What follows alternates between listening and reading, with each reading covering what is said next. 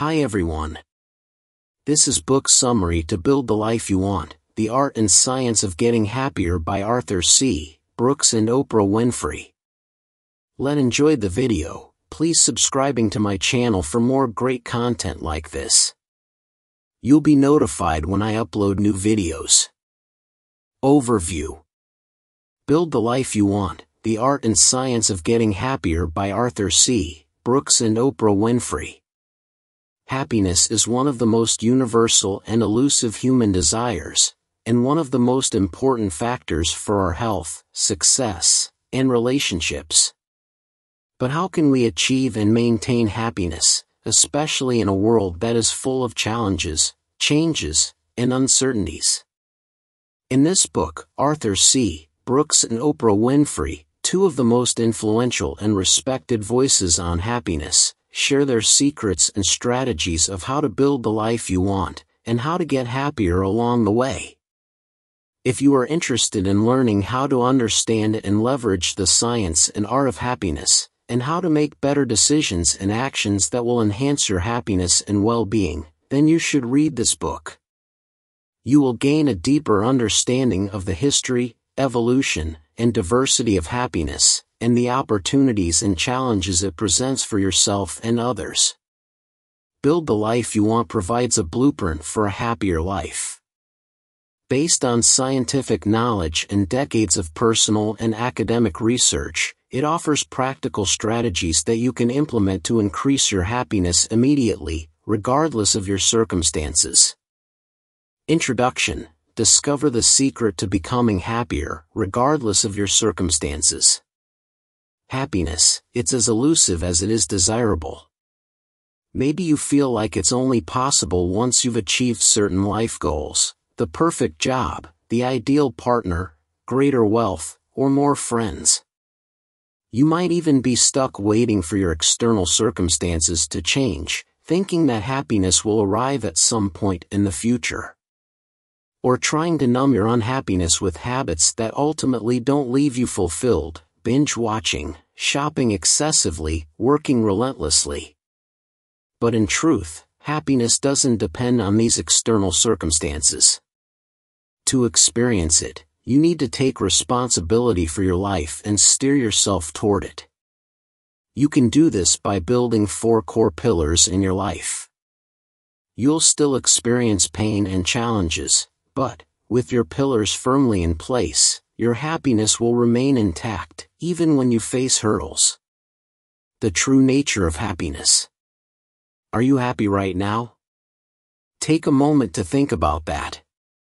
If you've selected this summary, the answer probably isn't yes. You might not be entirely miserable, but you likely think there's some room for improvement. Now, consider this question: what's standing between you and your happiness? A multitude of ideas might spring to mind. Maybe you have a dear wish or ambition that's unfulfilled. Or you might find your work dreary. Perhaps you're lonely, anxious, or something deeply worrying is troubling you. Any of these things could be perceived as obstacles to feeling happy. But thinking this way will keep you stuck in unhappiness.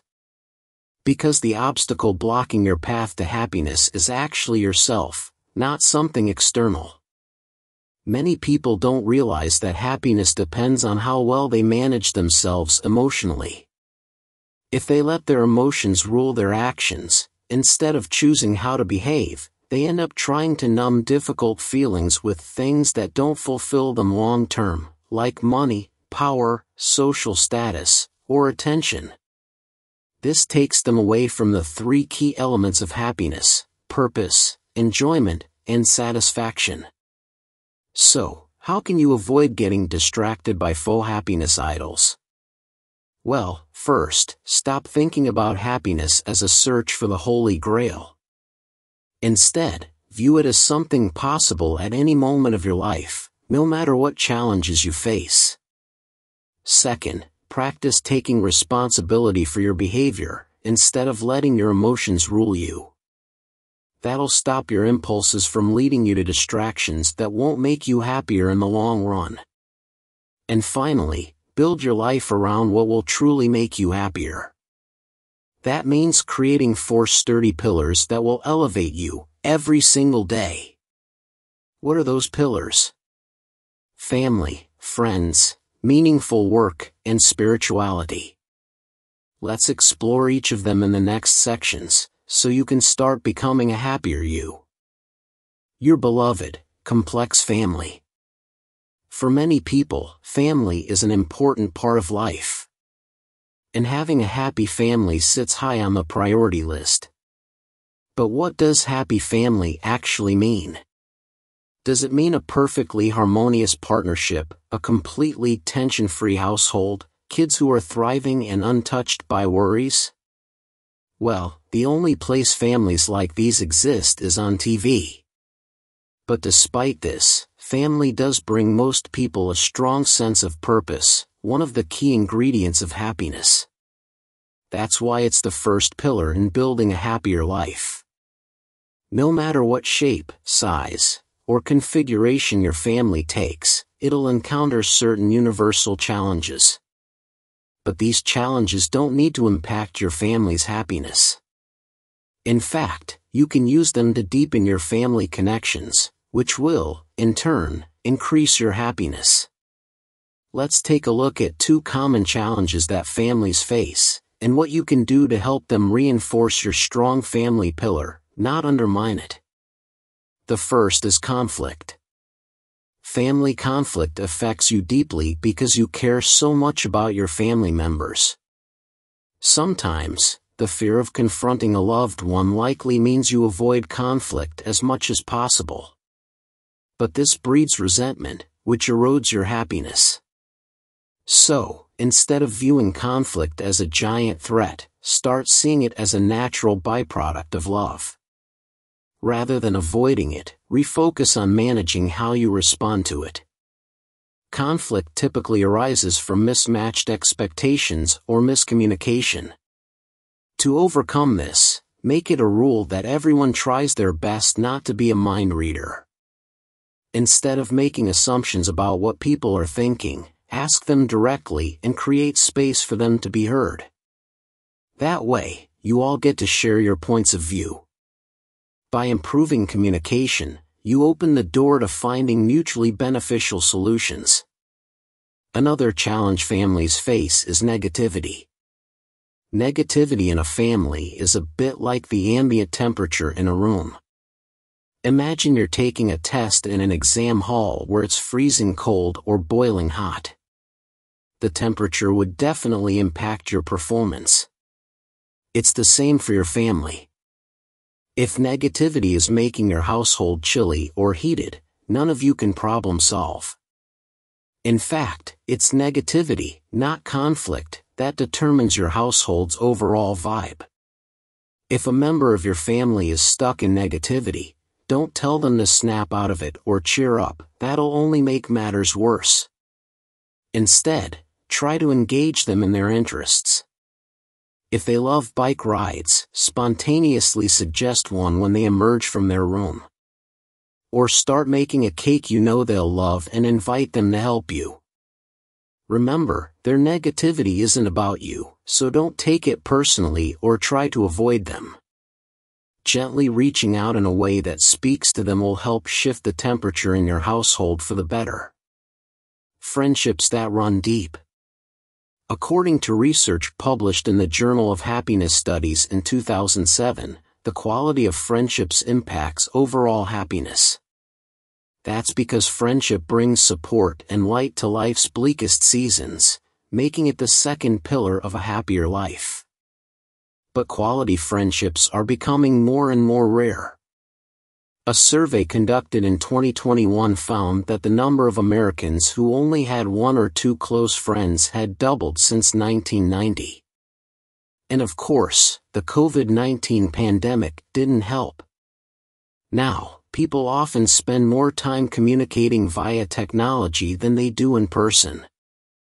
Added to this are the demands of work and family life, which leave limited time and energy to nurture deep friendships. While many people may feel surrounded by people, at work or through activities their children do, they don't necessarily feel nourished by these connections.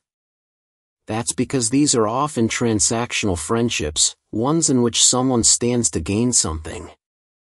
This might be a mutual gain, like carpooling to work or minding each other's kids.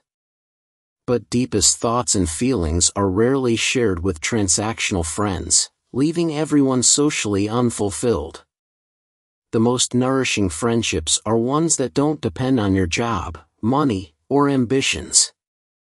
They often start when people are drawn together by a shared love for something that brings joy, like a passion for the outdoors, or a spiritual practice.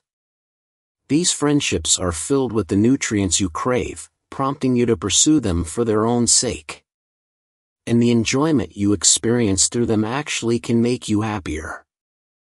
If your friendship pillar is fragile, seek out new friends in a setting that's unrelated to your workplace or personal goals, perhaps at a place of worship or through a charitable cause or hobby you're passionate about. Form an initial connection, then foster the new friendship by investing time and energy into it. Aim for at least one deep friendship in addition to your romantic partner, if you have one. If possible, try to conduct your quality friendships in person. During the pandemic, you likely discovered that screen-based friendships were better than nothing, but they didn't quite hit the spot like in-person socializing does. That's because part of what's missing in tech communications is the dimensionality of in-person contact. You lose the complete picture of body language, voice inflection, and emotional conveyance. It's like getting a 2D version of something you want to be in 3D. So do what you can to minimize your reliance on tech communications. If you can't speak to someone in person, instead of just texting, pick up the phone and call them. Not only will you both benefit from hearing each other's voices, but you'll also be more likely to share at a deeper level, accessing some of those nutrients that make you happier. Meaningful work. You've probably heard the adage that if you find a job you love, you won't work a day in your life. Well, that may be pushing it a little. Every job has aspects that are difficult or tedious. But countless studies show that having a job you like makes you happier, which is why it's the third pillar of happiness. If your work is meaningful and engaging, your labors feel satisfying. And remember, satisfaction is one of the elements of happiness. Interestingly, there seems to be no hard and fast rule about what makes a particular job satisfying.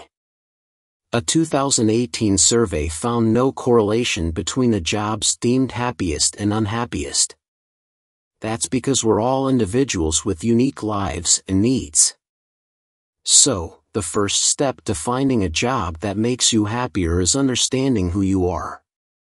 For instance, Alex initially pursued a career in accounting because it offered him stability. Every few years, he successfully applied for a new job that paid him a little more. But he still didn't feel happy. After discussing this with his wife, he pinpointed the aspects of his job he enjoyed, driving to the office and chatting with his colleagues. This was a light bulb moment. Alex decided to quit his job and become an Uber driver. It meant taking a small pay cut and sometimes working longer hours. But he was much happier, which made him a better parent and spouse too. If, like Alex, your work leaves you feeling flat and unhappy, your current job might only be providing you with extrinsic rewards. These are rewards that come from the outside, like being paid enough so you can meet your financial needs. Job satisfaction occurs when you receive intrinsic rewards too, meaning what you do gives you a sense of enjoyment and purpose, those key components of happiness. If you're not in a position to change jobs or career paths at the moment, it doesn't mean you're doomed to unhappiness. There are two strategies you can use to make your working life happier. First, find some room for learning and growth. This is called earned success. Perhaps you can develop a new system to improve work processes, learn a new skill that lets you do your work in a more satisfying way, or even just up your game a little, like finding ways to improve passenger comfort during your Uber rides. Second, there's service to others. Helping others won't just bring light to their day, it'll make you happier too. No matter what you do, there's always scope to help someone else through your work. It doesn't need to be a grand gesture. Even just making a colleague smile will increase the happiness you feel. Something greater than you. It's easy to get caught up in your own life, the needs of your family, the demands of work, the distractions of social media, what you're going to eat for lunch, and so on. This is natural. You are, after all, the protagonist of your own life story. But it can make you lose perspective. Embracing a more spiritual path reconnects you with a broader context. And this, in turn, makes you happier. For instance, a metaphysical path will stop you from mindlessly scrolling social media before bed, so you can look out the window and marvel at the stars instead, reminding you of the wonder of your own existence. This makes you happier, which is why spirituality is the fourth pillar of a happy life. Before we explore any further, you should note that spirituality in this context doesn't need to mean practicing a particular faith.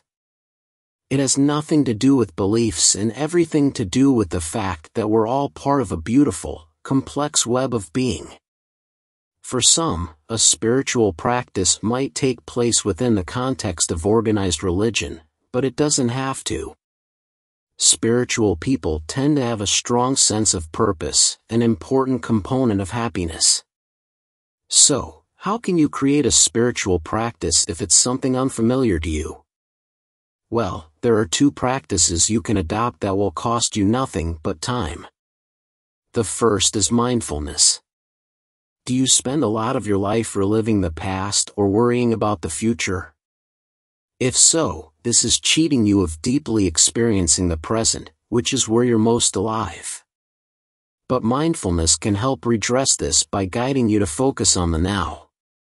Mindfulness comes with a gamut of benefits that increase happiness, from lowering anxiety to improving memory. Download an app to support you, and commit to dedicating some time to mindfulness each day. Start small and build your practice, knowing that soon you'll be more alert to your life as it unfolds. Second, spend time in nature regularly. Like mindfulness, being in nature improves memory and mood, while lowering anxiety. It also puts things in perspective and inspires a sense of awe and wonder.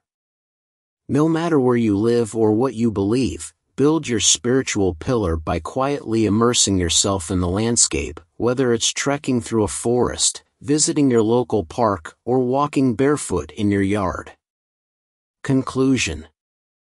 Becoming a happier person doesn't depend on having the perfect family, job, or lifestyle. In fact, it's not dependent on having the perfect anything. To be happier, you must take responsibility for your life, perspective, and actions. Start by reflecting on whether you're nurturing the aspects of your life that will support your happiness, both now and long term.